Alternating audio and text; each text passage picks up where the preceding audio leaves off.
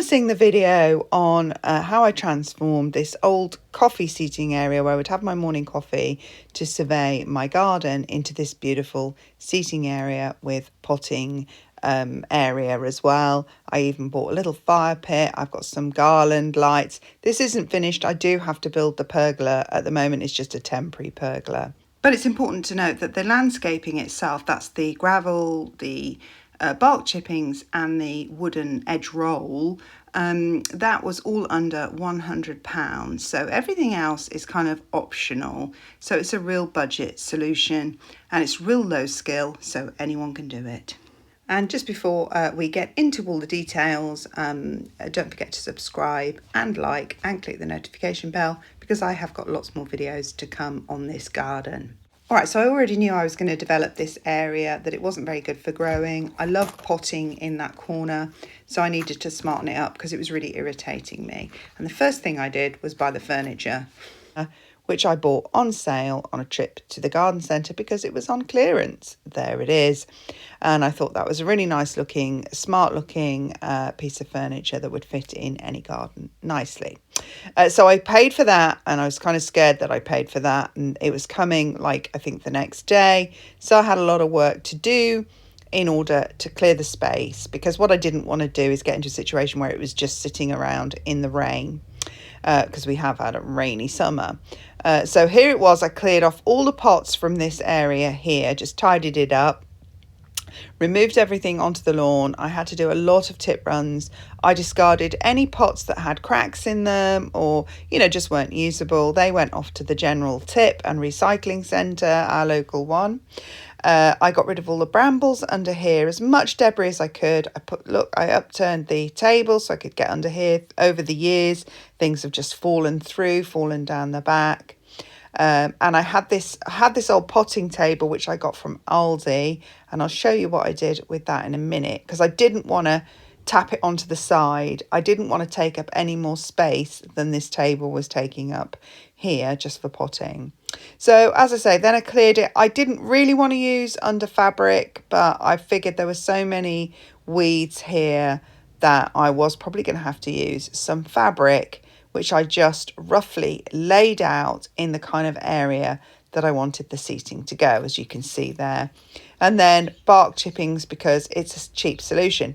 So I used the bark chippings, then I just, after putting the fabric on, I used the bark chippings over the fabric just to give me the sense of the space and the kind of the flow that I wanted. So I didn't want a big wide area to continue, but I kind of did want it to join the existing gravel path that I already had that goes down the garden. We're on clay soil, so I need gravel paths. Otherwise, the grass, the lawn is just a mess, as many of you may have seen from my previous videos. When I landscape in the winter, it just kills the grass. So with this table, I took off the seating front facing because I didn't want that to take space, but I kept the seating at the back so that I can line that with the pots that I'm saving. And here's the potting table that I bought years ago from Aldi, and to make it fit more snugly into the area, I took the top off it to place on top of this table, and the shelves now go underneath, and they have hooks and things that you can hang your tools from and put compost on, etc. And that meant that the whole thing was much more compact.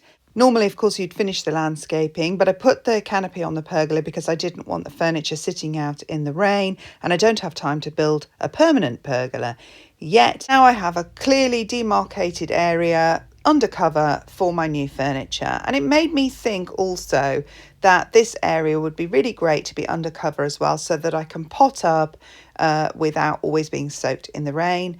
What I wanted to do next was have a nice clean line between the bark chippings, and then I was going to extend that gravel path there to the bark chippings, so that would smarten that area up. And this just leaves me this pergola to remove, which will become the permanent pergola, and it gives me a better view of the garden, and I'm going to re-landscape the whole garden, can you believe it, once I've removed that pergola.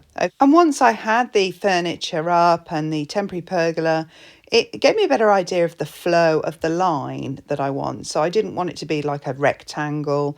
I wanted it to be a curvy flow that would go around this potting area here. That's going to be all the bark chipping, and then everything else is going to be gravel. So basically the path is going to be a lot wider, and then everything the other side of the path will be garden. So it'll either be lawn or border. So that's given me a clearly demarcated area for potting and sitting and contemplating the garden compared to the actual garden. And so here now you can see that my furniture's been delivered. I can then use my rolls of wood, which I already had, and sort of lay out that curve that I was thinking of, and then extend the gravel path this side of the wooden divide, and the gravel will go under the shed as well, so that the pots will sit on gravel, and that this area will be gravel, so I don't get muddy in the winter on clay soil. You can see how it's damaged the lawn here. And so with all the bark chipping and the gravel here, when I'm doing all the work, the potting up and everything in the winter where the lawn is most vulnerable, it will all be done tidily and cleanly on gravel and bark chippings rather than muddy grass. Anyway, as you can see, it's looking really good. I got also a clearance fire pit for £25, and it's great. So yeah, let's press on. All right, so to put the roll of wood in down so that you're not tripping over it, you don't want it to be sticking up, I just dug a narrow trench and then sort of hammered it in place with a hammer, because obviously you don't want it sticking up so that whenever you go from the path to the seating area you're tripping up. You want that to be flush, nice and flush. And then you'll notice just this particular bit is wet, and that's because it was very dry under this tree here, so I could not for the life of me hammer it down. You can see the soil there was really dry that I dug out. Stony. There were also roots, and so I used a couple of buckets of water just to soften up the soil, let it drain away, just to soften up the soil here, and that made hammering this section in, which was proving to be really difficult, and I was getting blisters. Just that addition of the water there, a couple of buckets, leave it to soak, and then I was able to go back in and bash it down, as you can see. So all was well, that ended well. So once I had that wooden border roll in, then I was able to complete the extend the gravel path so that it would make a really nice area where it butted up to the bark chippings, and that was really just a case of scraping off the top layer of turf. I mean, I've overworked this area anyway. I'm always walking on it, putting plants on it, putting old buckets on it, sitting here with my coffee, and so it's pretty worn out anyway, and the turf came up really quick. But what I've noticed with laying gravel is that you may get a couple of persistent tufts grow up over the years, but really you just every now and again I just throw on another bag of gravel. And on that note, the gravel is super cheap. It's just building gravel. I don't use any decorative gravel that's expensive. So the decorative gravel was sort of £8 plus a bag, and I needed about 15 bags. I think I may have used 14. So I just used this builder's gravel, which was less than £3 a bag. So this was less than half the price it would have cost if I'd used some sort of decorative Cotswold stone or some sort of slate or whatever. And frankly, I don't even like that stuff. I'm really happy with this natural looking builder's gravel, and the rain washes kind of all the dust and debris off, and soon it just looks clean and fresh, and it's just really nice gravel. And because it's so cheap, it doesn't matter if every year I need to throw a couple more bags on to just sort of restate the pathways and refresh them. And ditto also with the bark chippings, really easy to just freshen up this area with a couple more bags of bark chippings every year. I mean, the maintenance, what is it, 10 minutes, open the bag, throw it on, And less than, a bag of bark chippings, £10, a couple of bags of gravel, less than £10, £20 a year maintenance. It's nothing compared to some sort of decking or something, or some concrete where you've got to be weeding in between all the gaps all the time. This is actually really low maintenance and low skill. I mean, anybody can do it. You don't need to be getting workmen in and spending an absolute fortune. You can just do it yourself. So yeah, there we go. So I'm pretty pleased with that. So the next thing was to put up the lighting. Bought this lighting from Amazon. It was just so much better than expected. It had 50 lights, so it was really long, covered the whole pergola. They are smaller, the bulbs were smaller than I expected, but they're just really cute, and the whole thing just lit up beautifully at night. They came with spare bulbs, although all of them worked, and a long lead, and I'm right next to the my outbuilding there anyway, so I've got an electricity supply, so it's just absolutely beautiful. And then what I did was I attached them to garden twine, which I already had. I tied the garden twine to the pergola and then attach the lights to the garden twine. And the reason for this is because I've put lights around my pergola, around the metal frame, and then when I needed to take the pergola down in a hurry, I ended up smashing the lights and ruining the lights, and it was just impossible to untwist them and take them off. So now instead I can just snip the string and remove the lights easily that way. So then all that was left to do was to take all the rubbish to the tip, and I stacked all the pots back over the back of the potting table. So I cleaned the whole garden area up. I put the remainder of the gravel under the chicken coop to finish off the path, and I put together the fire basket, which cost £25. And honestly, because it's such a cosy little space, it warms the whole space. Actually, it's been quite warm in the evening anyway, but I have lit it a couple of times and it's been really cozy. And the whole thing's just been brilliant. And it's just a really beautiful place to sit. I've had afternoon tea out here with my daughters and it's just been absolutely great. And I can't wait to start potting up, and I can't wait to build a permanent pergola over the area altogether, so that come winter, I'll actually be quite sheltered when I'm doing some of my garden jobs. It's been really beautiful sitting here, just thinking about what I'm going to do with the garden, the pergola, and just watching all the butterflies and bees.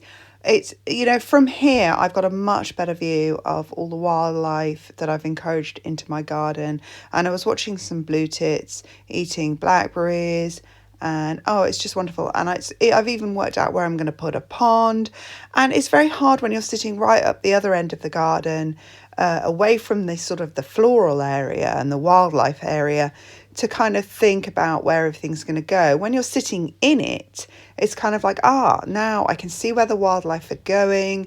I can see where they like to hang out. So maybe I'll put the pond there and so on. So it's really, really just been a lovely spot to sit. And I'm just so glad I did it.